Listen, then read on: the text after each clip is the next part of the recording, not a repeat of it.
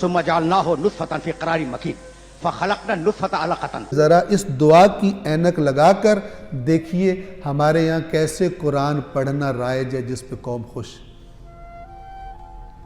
یہ قرآن جس قرات سے امام پناہ مانگ رہے ہیں اس پہ سیٹسفائیڈ ہے، اور جو قرات امام اللہ سے طلب کر رہے ہیں اس کی فکر ہی کوئی نہیں.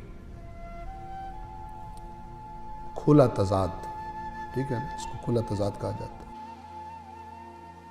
اور جیسا میں نے بارہا کہا کہ آپ کے خطبہ جب مجلسوں میں آتے ہیں تو ان کا ٹیسٹ لو کہ وہ قرآن دیکھ کر بھی پڑھ سکتے ہیں یا نہیں. وخلقنا العلقة مضغة فخلقنا المضغة عظاما فكسونا العظام لحما ثم انشأناه خلقا آخر فتبارك الله احسن الخالقين. میں نے پہلے اشرے میں یہ آیت مبارکہ کوٹ کی تھی، لیکن میں چاہوں گا کہ بہت تیزی کے ساتھ اس آیت مبارکہ سے گزر جاؤں. تمہیں کہیں لے جانا چاہ رہا ہوں. اچھا، ہم نے انسان کو مٹی کے جوہر سے نکالا. بہت آرام سے سننا، بہت آرام سے. مٹی کے جوہر سے نکالنے کے بعد ہم نے انسان کو نطفہ بنا کر بطن مادر میں منتقل کیا.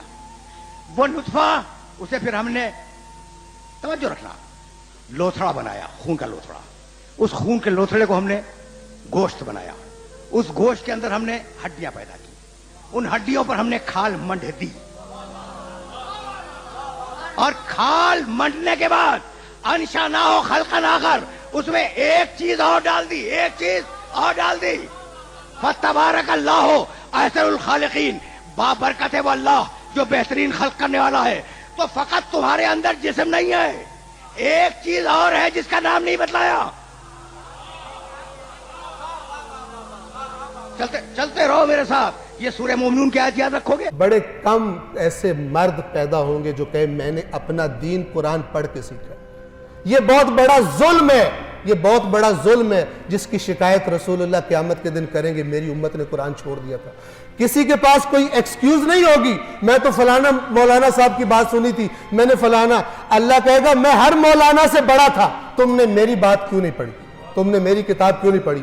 اگر گمراہ ہوئے ہو میری کتاب سے دور رہ کر، اس کے ذمہ دار تم خود ہو.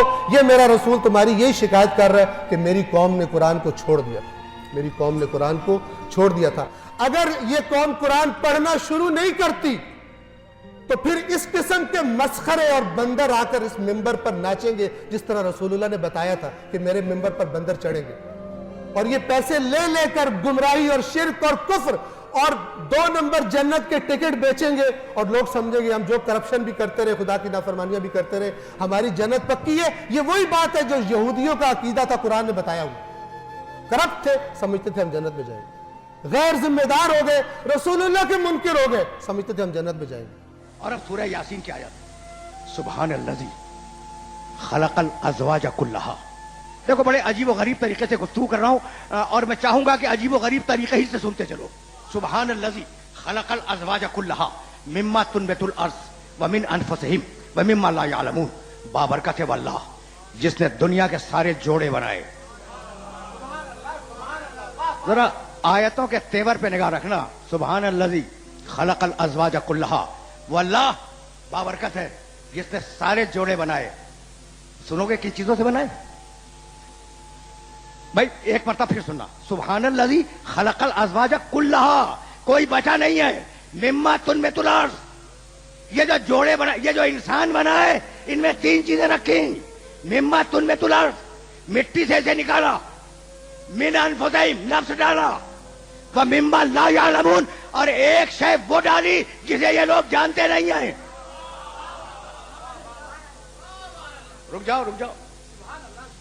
میں نے لفظی ترجمہ کیا ہے، اور یہ جو نوجوان بیٹھے ہوئے ہیں انہیں مخاطب کر رہا ہوں. میاں ایک مرتبہ اور سننا، بزرگ مخاطب نہیں ہیں.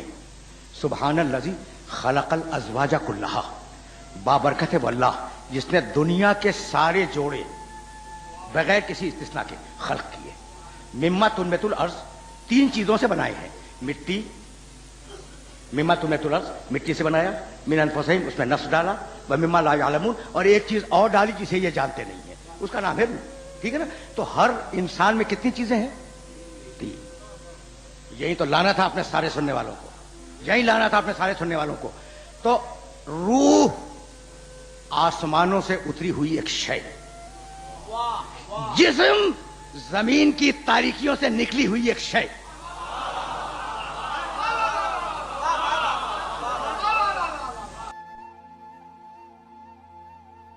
जो लोग काफिर हैं उन्हें तुम नसीहत करो या ना करो, उनके लिए बराबर है।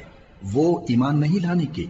अल्लाह ने उनके दिलों और कानों पर मोहर लगा रखी है और उनकी आंखों पर पर्दा पड़ा हुआ है और उनके लिए बड़ा अजाब तैयार है। ये अपने ख्याल में अल्लाह को और मोमिनों को धोखा देती हैं, मगर हकीकत में अपने सिवा किसी को धोखा नहीं देती और इससे बेखबर हैं। इनके दिलों में कुफ्र का मरज था, अल्लाह ने इनका मरज और ज्यादा कर दिया और इनके झूठ बोलने के सबब इनको दुख देने वाला अजाब होगा। और जब इनसे कहा जाता है कि जमीन में फसाद न डालो तो कहते हैं कि हम तो इस्लाह करने वाले हैं। देखो ये बिलाशुबा मुफसिद हैं लेकिन खबर नहीं रखते। और जब इनसे कहा जाता है कि जिस तरह और लोग ईमान ले आए तुम भी ईमान ले आओ, तो कहते हैं भला जिस तरह बेवकूफ ईमान ले आए हैं उसी तरह हम भी ईमान ले आए। सुन लो कि यही बेवकूफ हैं लेकिन नहीं जानते। और जो किताब मैंने अपने रसूल मोहम्मद सल्लल्लाहु अलैहि वसल्लम पर नाजिल की है, जो तुम्हारी किताब यानी तौरात को सच्चा कहती है, उस पर ईमान लाओ और उससे मुनकिर अव्वल न बनो। और मेरी आयतों में तहरीफ करके उनके बदले थोड़ी सी कीमत यानी दुनियावी मुनफात न हासिल करो और मुझी से खौफ रखो और हक को बातिल के साथ न मिलाओ और सच्ची बात को जानबूझकर न छुपाओ